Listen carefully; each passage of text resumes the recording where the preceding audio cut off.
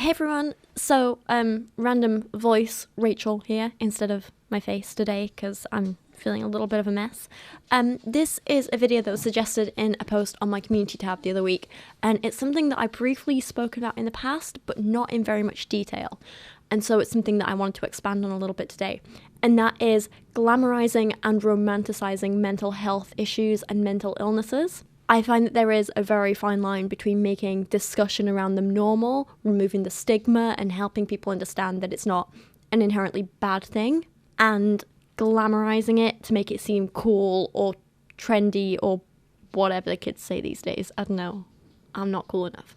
I think there's a fine line between that, and often media and the internet kind of culture in general kind of starts to waver onto the wrong side of that. I remember back when I was younger, probably like early 2010s and stuff, Tumblr would be filled with these like artsy black and white photos with quotes about how she just wanted to end it all and if only he loved her, she wouldn't be so broken. And, you know, some of the kind of like, I think the worst ones, which are like, you know, oh, you look so beautiful when you cry and rubbish like that, you know. Mostly it would be kind of like teenage girls kind of constantly posting about their depression or their anxiety or a number of other like mental health issues. But it wasn't ever really to document their life or help themselves or help others. It was more of like a search for popularity and to feel different and special, you know? It was all about the numbers. Like these kinds of posts got notes and they got followers, and that's what people were kind of doing them for. And it started to create this link between like depression and popularity, and there's a hell of a lot of problems in that, you know? I mean, you'd even see people like role-playing as having like multiple personalities or sociopathy or any other number of disorders. And of course, what I think is probably one of the most dangerous issues is the whole eating disorder culture on sites like Tumblr. So when I first started making YouTube videos, I made a video about Tumblr's issue with pro-ana blogs, which are blogs promoting anorexia and other eating disorders. They'd post like thinspiration and basically egg each other on and like really glamorize eating disorders and show like these absolutely beautiful, stunning photos of women who were ill, you know, they were literally starving themselves, and like the photos themselves from an artistic perspective, they were beautiful. The content wasn't. That's what I mean. And they'd post stuff like that and really romanticize it and be like, oh, you know, you're not beautiful until you're half dead, basically. And it's such a dangerous thing to promote. And this isn't just an internet problem either. It's not just on Tumblr or nowadays more maybe on Instagram or something like that. The media is like a huge, huge part of it. Books, films, TV, even music have all glamorized mental health problems at some point. Even when it's not intentionally made that way, it's important to look at how your audience is relating to your characters and what they can and will take away from them. So even programs or films that make stuff with the best intentions can inadvertently be glamorizing or romanticizing mental health issues if that's how your audience is reading it. I use reading in the media sense, not in the like literal reading a book sense.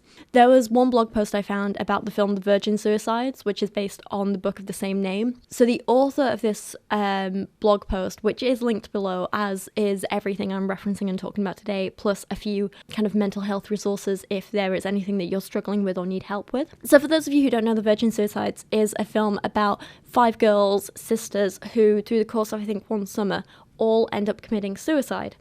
And it's these boys who I think like lived across the road from them or something like that, kind of looking back on this time. And they do like romanticize these girls, and it's a little bit creepy, you know?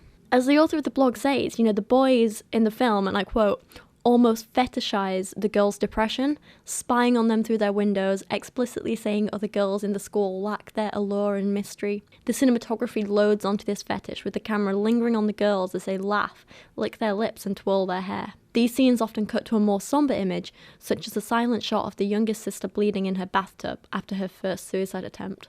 All of this is done with a hazy, coloured filter meant to convey the reminiscence and embody the boys' nostalgia.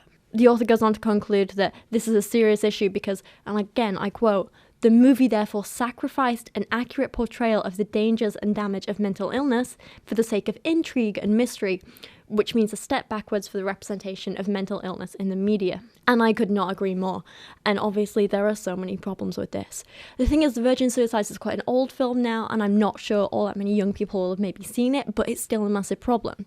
More recently, we've seen similar issues happening with shows like 13 Reasons Why. And I should probably say at this point, I've only seen the first season of that. I started watching the second one, it got a little bit slow.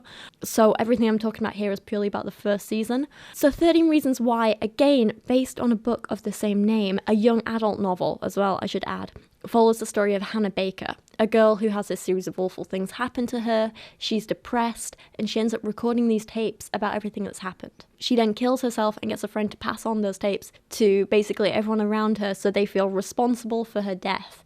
I mean, she even uses the line, "I'm about to tell you the story of my life, more specifically why my life ended.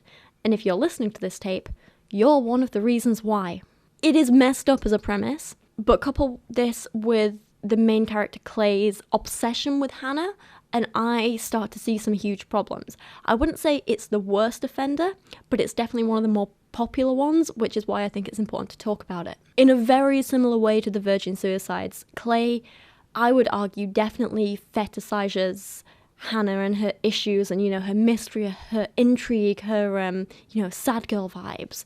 And it's interesting because I just spoke to someone about this who said, the difference with 13 Reasons Why is that Hannah's an awesome character in her own right, and Clay likes her for who she is, and she just happens to have mental health problems. But I pointed out to him that that's what he took away watching the show as a nearly 30-year-old adult. That's not what teenagers see. Teenagers aren't likely to see the same things that we as adults are. And this isn't just speculation. We actually see this from the way teenagers and young people post about characters like Hannah and the show in general on sites like Tumblr and Instagram, and even Twitter to some extent. Her health issues are romanticized, especially from Clay's perspective. A lot of the posts people make kind of come across as Clay having this kind of I could have saved her if only she'd let me love her vibe, A quick search for Hannah Baker on Tumblr gives us a really good impression of how teenagers view her character. And honestly, when it came to planning this video and writing this script and researching and stuff, I found I couldn't actually remember a single character trait that Hannah had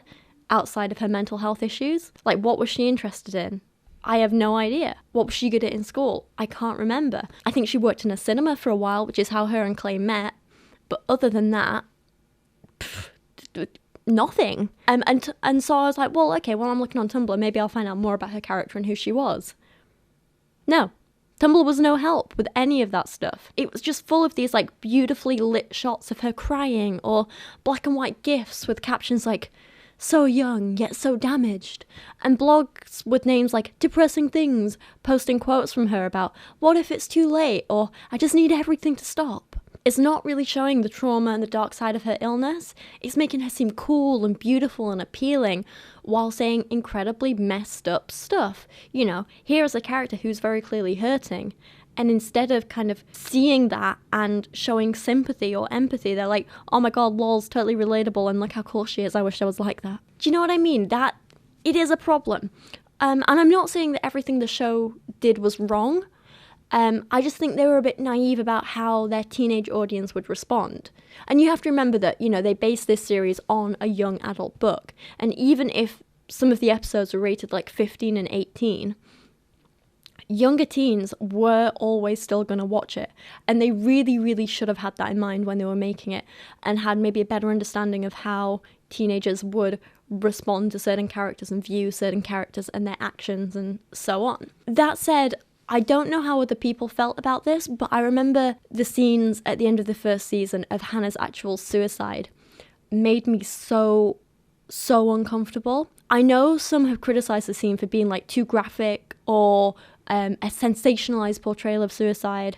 Some have said it functioned as more of a how-to guide than what the producers actually wanted, which was to show that suicide isn't easy, it's painful, it's scary and terrifying to go through with. Again, to quote the producers themselves. But some people have said that they didn't like it, that it was too much, or that it was too kind of out there, or it was too, I don't know, too instructive, I guess, for teenagers who might be in a similar position. But honestly, I thought that one scene, the suicide scene, was actually a really excellent part of the series because it felt raw, it felt real, it felt sadly relatable, and I think that was the right way to portray it. it did make me feel uncomfortable. It was incredibly difficult watching, but it should have been, because it's suicide, and that's not a nice, pleasant thing. It shouldn't be something where you're just like, well, that's a bit sad, isn't it?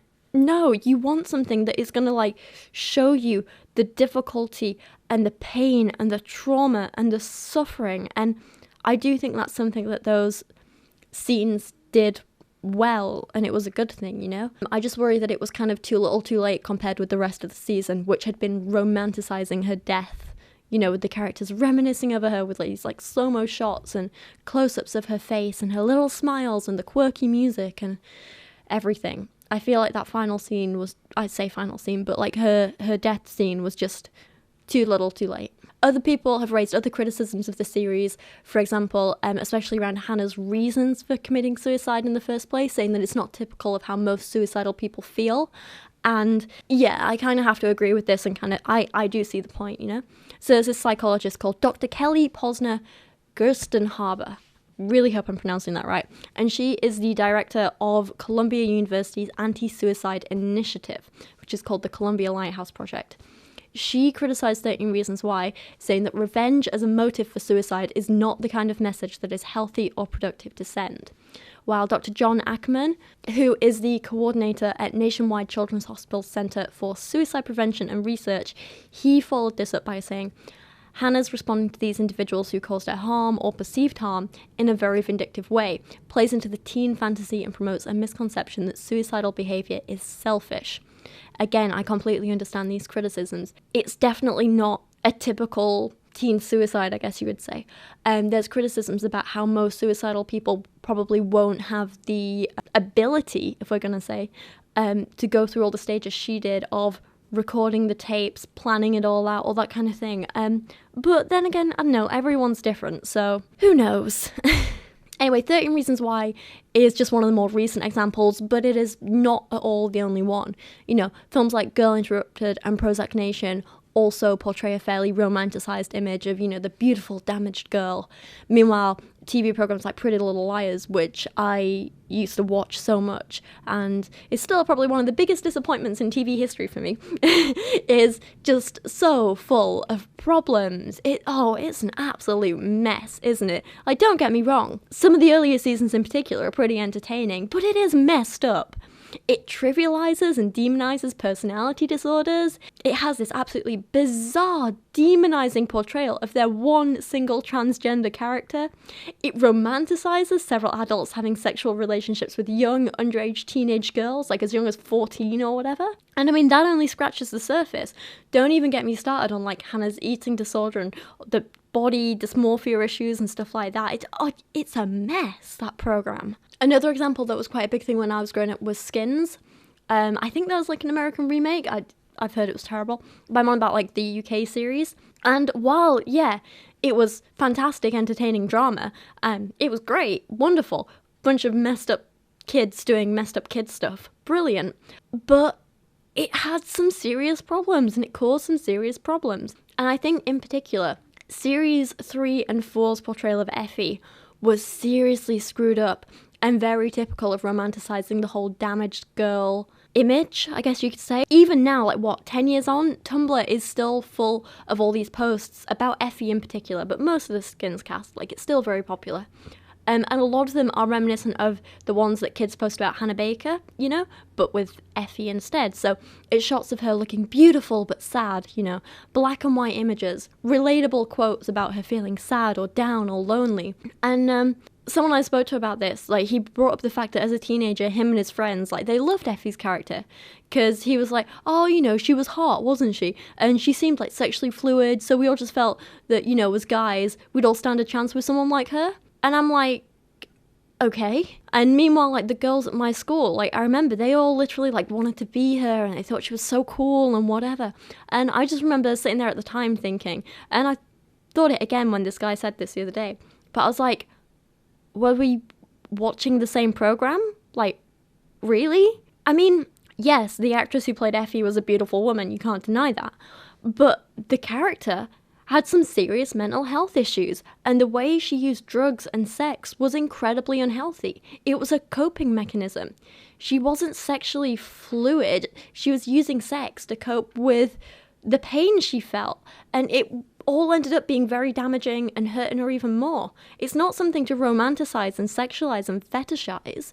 It was a girl in pain. The way I remember it, she jumped between sleeping with different people, not because she enjoyed sex and kind of just felt it was fun and easy, but because she was using it to try and fill a void, to help her heal or whatever. And because she was a lonely and insecure mess, and she used sex to try and remedy that. And in the end, that's something that ended up messing her up even more and being a real problem and causing all kinds of issues. To see that as an appealing trait and have her character portrayed in a way that makes dangerous and unhealthy behaviour, which did hurt her, seem appealing and glamorous and cool, that just feels incredibly problematic to me. Even when someone 10 years on, their main takeaway from Effie's character is like, oh, she's hot and likes sex. I'm like, yeah, that's an issue. I mean, we'll come back to this particular issue later on, but I do have to ask, if Effie's character, if she did all the same things, acted in all the same way, but her character was played by a woman who wasn't attractive, would people still have felt the same way towards her? Would they still have taken that kind of message away of just like, oh, hot girl who likes sex?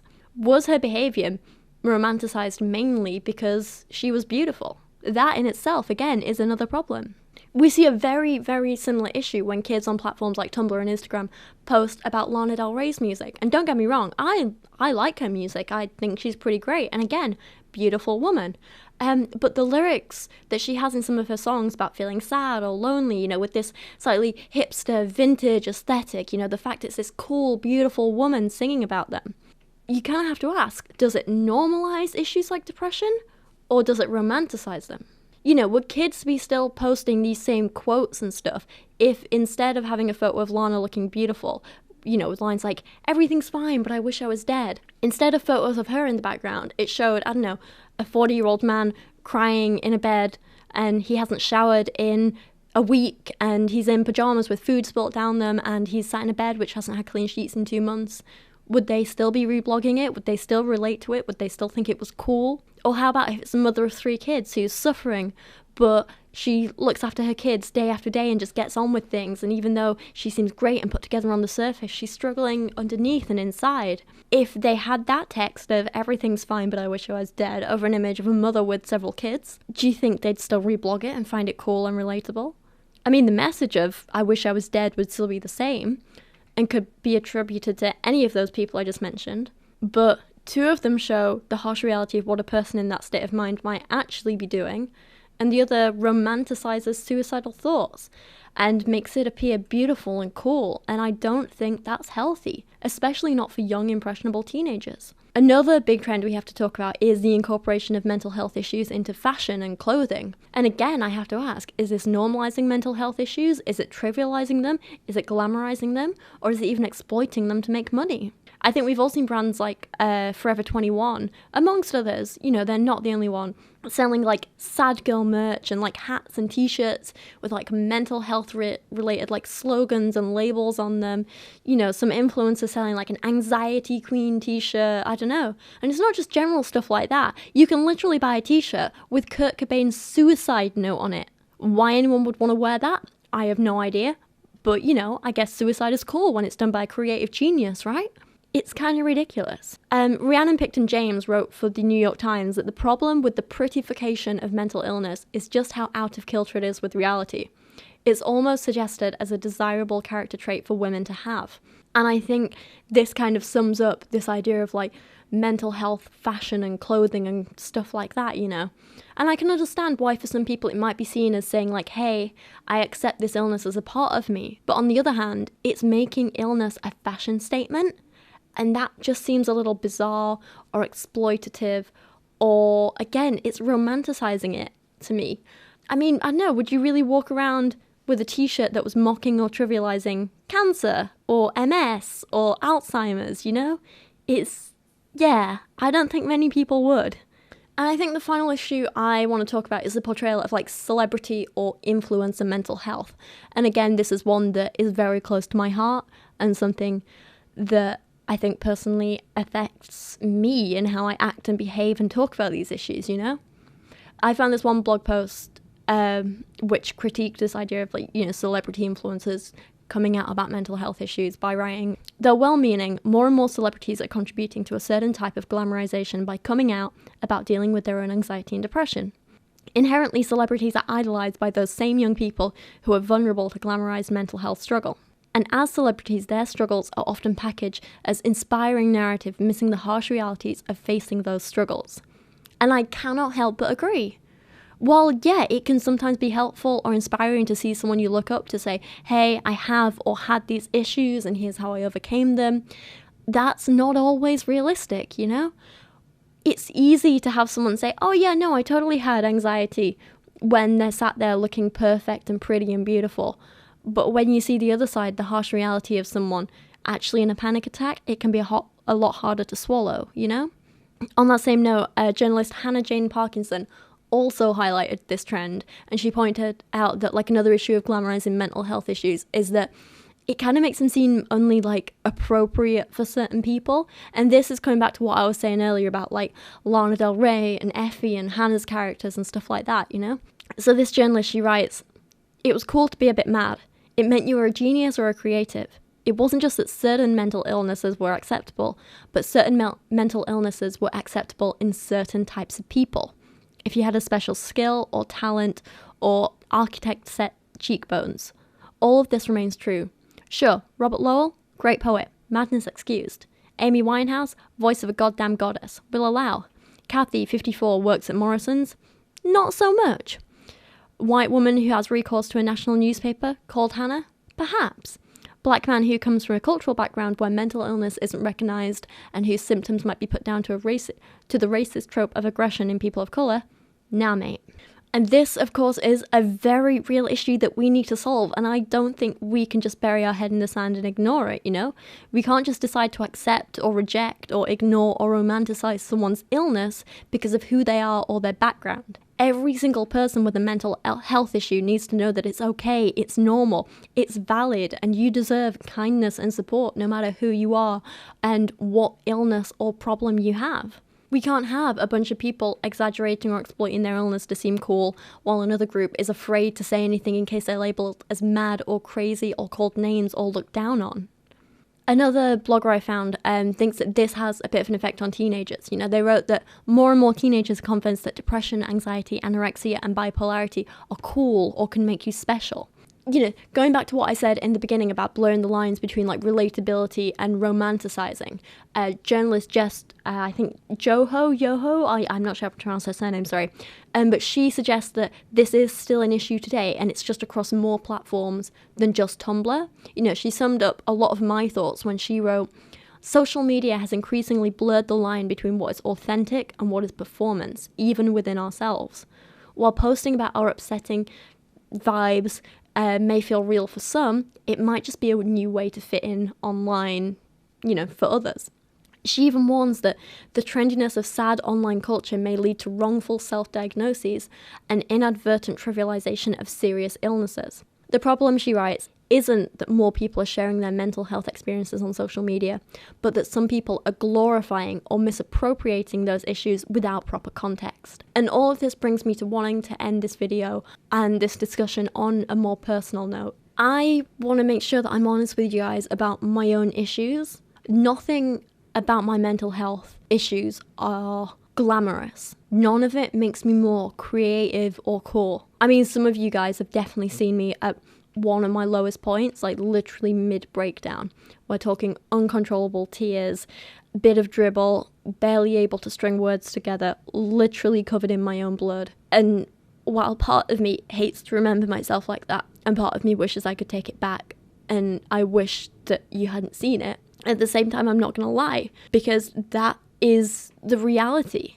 That's the state I was in, and that's the state I continue to get in sometimes. It's happened in the past a number of times, and while I hope it won't happen again in the future, and I'm working to prevent it, I can't make that promise. The only thing I can really hope is that if it does happen again, it's in private next time. Having issues with anxiety and depression, to me at least, means being unable to shower for 4 days and having greasy hair and smelling bad and feeling ashamed to leave the house and having to cover up mirrors so you don't see yourself.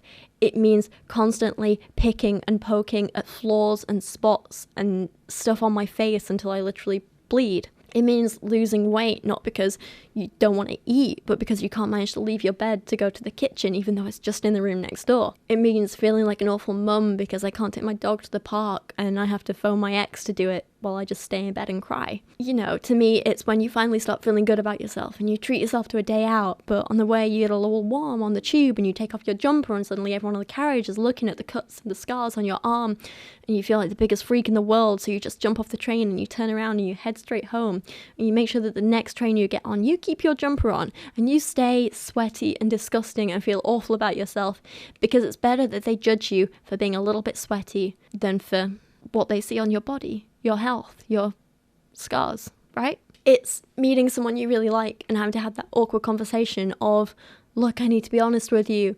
Sometimes I get sad and I'll try and push you away, or I'll retreat into myself, you know, for days at a time. Or I'll get anxious, I'll get insecure.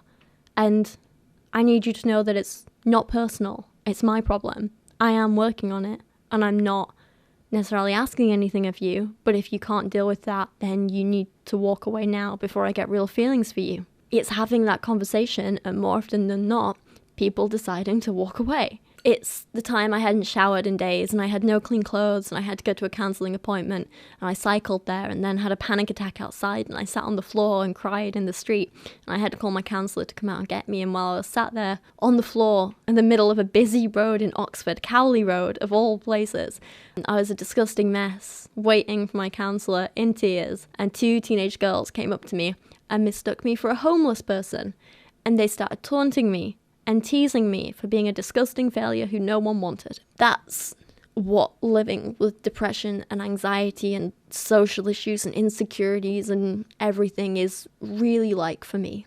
It's not a pretty girl with cool makeup saying I get sad sometimes. It's a mess, and it's disgusting, and it's hard, and it's horrible, and it's painful. I want to be real with you guys, and I want you to know that you're not alone if you feel this way, or you feel something similar, or you've been there. I want you to know that if you don't have these issues yourself, but someone around you does, I want you to know what it's really like for them, because they might not be able to tell you yourself, or they might not know how to. I want you guys to know that this kind of stuff isn't easy, but it is more common than you think, and it is kind of normal. I never want you to be ashamed of yourself if you feel like this, but I also want every single person to know that mental health issues, whatever they are not cool, quirky personality traits. I'm a person who, I like books and paintings and dogs and octopuses and biscuits and white wine and indie music and makeup and board games. And I also happen to have issues with depression and anxiety and self-harm and some major self-esteem issues. And I'm working on all those things, but those illnesses and issues don't define me any more than having a cold or a broken arm would define me. They're part of my life right now and something I'm working on, but they aren't who I am. And that's, I guess, where I want to kind of end this. I mean, there's so much more I could have spoken about, but the video's already pretty long. You know, at this point, I've been recording for like 34 minutes, so my voice is kind of going a bit, and I'm a little bit emotional, you know? I didn't even touch on books or go all that in depth with anything in particular. But I just kind of wanted to get this conversation started and then hand over to you guys. So I guess to end this, my little challenge or request to you guys is I want you to send me things that you find that you think are glamorizing or romanticizing mental health issues, whether it be fashion, whether it be TV, whether it be films, whether it be books, whether it be poetry, because I know that is quite a big thing. Whether it be Instagram posts, I want you to send them to me when you see something romanticizing or glamorizing mental health issues, so that we can hopefully talk about them in a little bit more depth in future videos. Also with music as well, TV shows, I'm probably missing something. I feel like I've forgotten something. I don't know. But like I say, share the things you find with me so we can talk about them in the future. And let me know your thoughts on this issue overall down in the comments below. A little bit of shameless self-promotion before we end this video. If you fancy wearing some clothes that don't glamorize mental health issues, you can always check out my merch store, where I have loads of really cool designs, mostly based around like, you know, animals and octopuses and cool little like sayings and stuff from my videos, and some cool like little sciencey like nerdy references and stuff like that, and little in-jokes and things like that. I'm really proud of all my merch. It's all stuff that I've designed or drawn or whatever myself, and so it's like a little bit of a passion project for me, and I really enjoy making it and sharing it with you guys, and seeing you guys like wear my clothing or like stick my stickers on stuff, or you know, basically anything like that. It's really, really exciting and cool to me, and I love it. So I would really, really appreciate if you go and check out my merch store. Plus everything that is sold over there goes towards helping support me and my channel and helping me keep making these videos, and it keeps a roof over my head, which is very, very important. Anyway, I'm rambling. Thank you for watching today. I appreciate you guys so much. Links to everything I've referenced and spoken about in this video will be down in the description below, along with a link to my merch store. Go check it out. Also, don't forget to grab your copy of Dogolessons, the poetry book that me and Kyra worked on together. The paperbacks are like literally being shipped and stuff now, and it's very exciting, and I absolutely love it. And I just got mine today, and I'm really like happy and proud of it. Okay, shutting up. I'm rambling. Thank you so much for watching this or listening to this. I appreciate you guys so much, and hopefully I will see you again very, very soon.